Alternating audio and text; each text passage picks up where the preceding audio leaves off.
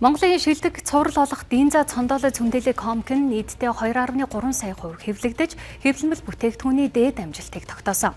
Номоор дамжуулан хүүхдэд мэдлэг боловсрол олгох зорилготой Динза цондоолойгийн анд найзууд төрийн бас байгууллагаас Монгол хэллэгчийн улсын 54-р олимпиадыг ивент итгэж, амжилттай оролцсон багш сурагчдыг өөрсдийн бүтээгдэхүүнээрээ шагнан урамшууллаа.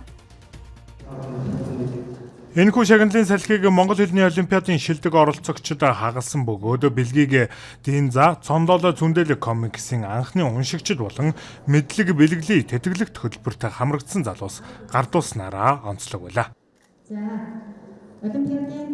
Тэгээ энэ удаагийн олимпиадад бол Хөдөө орон нутаг болон Улаанбаатар хотоос Монгол хэл уран зохиолын 30 гаруй багш, мөн 30 гаруй сурагч, ерөнхий боловсролын дунд 12 дугаар ангийн сурагч, мөн Улаанбаатар хот болон Хөдөө орон нутгийн аймагаас оролцож байгаа ангиар хамт олноор оролцож байгаа 9 дугаар ангийн сурагчид оролцсон юм өргөн гөрөөтэй олимпиад явуулж байна. Өнөөдөр энэ Динза цондоолойн анд найзууд төрийн бас байгууллагыг төлөөлөн Монгол хэлний олимпиадад ивент итгэж оролцож байгаа төлөлийн баяртай. За ерөнхийдөө зөвхөн Монгол хэлний олимпиад гэлтгүй цаашдаа ерөнхийдөө бүх төрлийн хичээлийн олимпиадад манай байгууллагын зүгээс ивент итгэж цааш уламжлалгаа оролцох төлөвлөгөөтэй байгаа. Өнөөдөр Монгол хэл бичгийн улсын олимпиад боллоо. Тэгээд би тэргүүн байр эзэлсэндээ тун их баяртай байна.